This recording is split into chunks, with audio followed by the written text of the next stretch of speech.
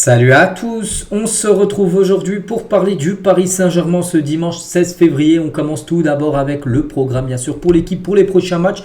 Donc hier soir il y avait bien sûr le match du côté de Toulouse, mais le prochain match LDC, la réception de Brest, donc ça sera mercredi soir à 21h. N'oubliez pas que le PSG s'est imposé 3-0 à l'aller, donc rien n'est encore fait bien sûr, il va falloir confirmer la victoire lors du match aller et c'est de gagner ce deuxième match bien sûr pour se qualifier bien sûr pour les huitièmes de finale.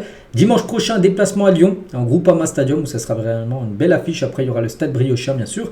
En Coupe de France, le match, je le rappelle, se jouera du côté du Rosenpark, le stade de Rennes. On continue, les gars, on va parler de quelque chose où le PSG excelle cette saison. C'est le PSG a l'un des meilleurs ratios, on va dire, en Europe. C'est le contre-pressing. Il y a un contre-pressing très efficace et une défense qui anticipe combinée avec 67% de possession de balles en moyenne. Deuxième total européen. Il y a seulement une équipe qui a plus de possession de balles cette saison que le PSG. Je ne sais pas c'est qui cette équipe, mais le PSG deuxième. Donc en moyenne, l'adversaire n'arrive à faire seulement que 8 passes avant que les joueurs du Paris Saint-Germain ne récupèrent le ballon. Le plus faible total en Europe, ça c'est fou. C'est que les équipes, elles sont tellement... le PSG accumule directement les joueurs adverses, bien sûr, qu'ils n'arrivent même pas à faire plus de 10 passes, que ça, ils ont déjà perdu le ballon. Les joueurs par exemple déjà récupéré la balle, ça c'est une grande réussite quand même de Luis Enrique et Daniel Bravo il a dit au journal L'équipe, donc c'est une grande réussite de Luis Enrique, le pressing est parfaitement coordonné, ce qui fait qu'ils font rarement des longues courses pour presser efficacement, ils sont déjà en position vu que le PSG joue plutôt haut sur le terrain. C'est ce qui rend les relances bien sûr adverses très compliquées, vu qu'il y a un pressing directement. Et Julien Stéphan, les gars, l'équipe, il a dit, donc Paris essouffle et fatigue l'adversaire. Le comportement collectif est fantastique à la perte du ballon. Dans la verticalité, ils sont très présents, très agressifs. Je ne vois pas d'équipe en Europe aussi fort dans ce domaine du contre-pressing. Quand tu perds le ballon, récupérer le plus rapidement. Ça, c'est vrai qu'au PSG, dans les années précédentes, il n'y avait pas ça, les gars. Des joueurs comme Neymar, comme Mbappé, comme Messi, ils perdaient le ballon, ils n'allaient pas faire le pressing. Et maintenant, avec des attaquants un peu différents, des Gonzalo Ramos, des Dembélé, des Barcola, des Désiré Doué, des Kvaratskhelia, eux, ils font le pressing directement et ça change bien évidemment totalement l'image de l'équipe. On continue, on va parler d'un joueur, Désiré Doué. Donc, il a eu du mal comme en tout début de saison à se lancer, mais là, depuis quelques semaines, voire quelques mois, ça a beaucoup mieux pour Doué.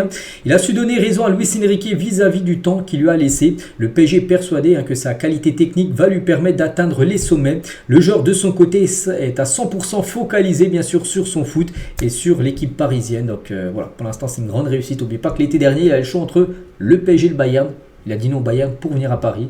Et pour l'instant, pour cette première année d'adaptation, c'est plutôt une réussite bien sûr. Désiré Doué. L'ex-sélectionneur de la sélection allemande a conseillé à Kimmich de partir à l'étranger. Réponse à dirigeant du Bayern. Donc Kimmich au PSG, je pense qu'il aime avoir son destin en main. Il se concentre sur lui-même et se consulte avec sa famille. Voilà, parce que Kimmich, les gars, est un joueur où on a souvent entendu des rumeurs du côté de Paris. Et en gros, ce joueur est en fin de contrat en fin de saison. Kimmich, et c'est un joueur où l'ex-sélectionneur...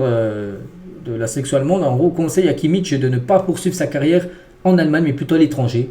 Pourquoi pas en France, à Paris. Après, est-ce que le PSG maintenant est toujours intéressé par Kimmich? Ça avait été peut-être il y a 1 ou 2 ans.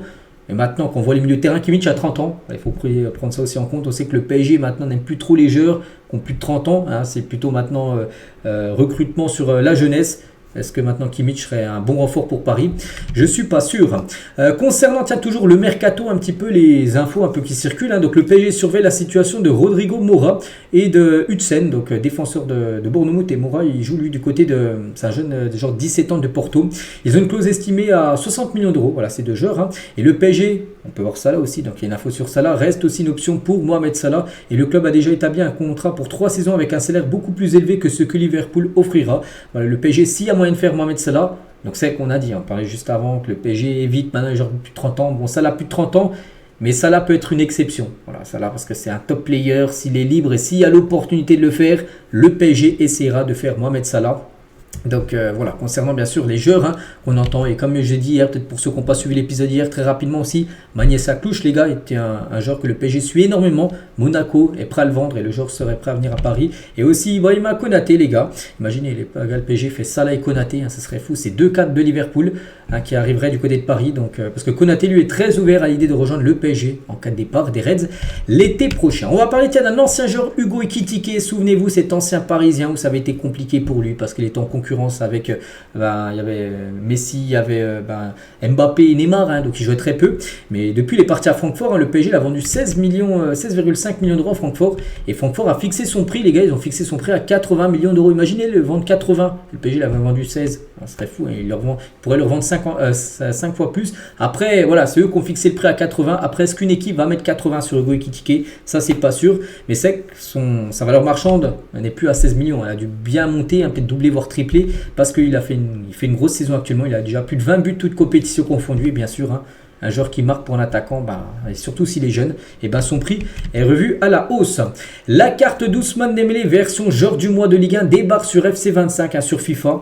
Voilà, vu qu'il a été élu joueur du mois de janvier, donc chaque joueur du mois, donc il y a une carte qui est à débloquer sur le jeu FIFA. Donc voilà la magnifique carte, hein, d'Ousmane Dembélé. Et n'oubliez pas, tiens, avec Dembélé et même tous les autres joueurs du PSG, et même ce 4e maillot, les gars, qui est quand même magnifique, hein, et ce 4e maillot est toujours disponible, hein, sur la boutique officielle du club, hein, si vous voulez vous l'offrir, bien sûr, avec le flocage que vous voulez.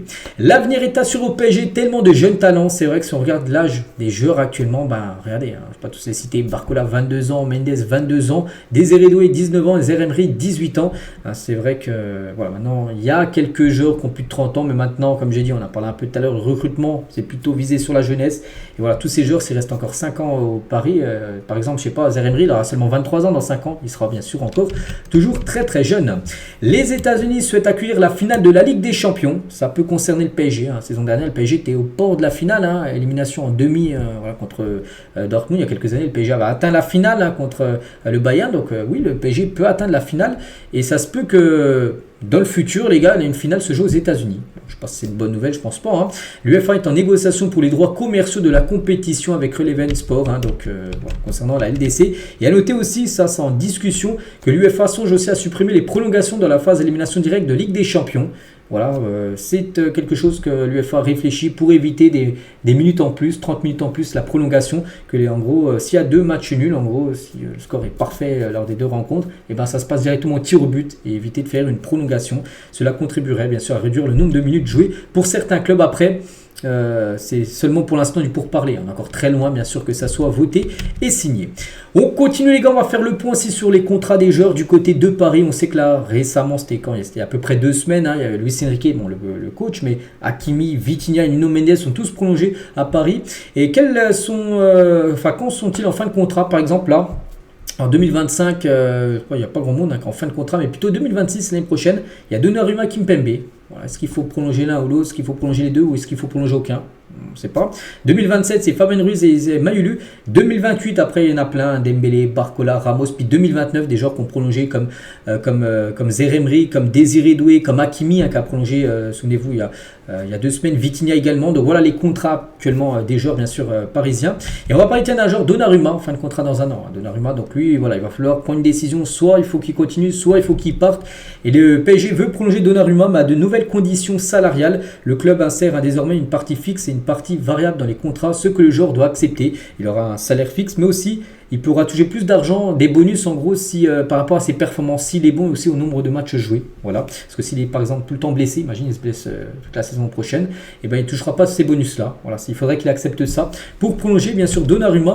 Et aussi un joueur, les gars, c'est Barcola qu'en 2028, hein, quand même dans 3 ans, mais le PSG veut déjà prolonger Bradley Barcola. Hein, le PSG veut prolonger, revaloriser Barcola.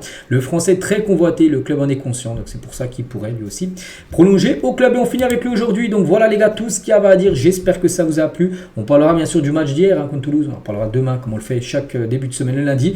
Donc voilà, je vous laisse, je vous souhaite une très bonne journée et à demain.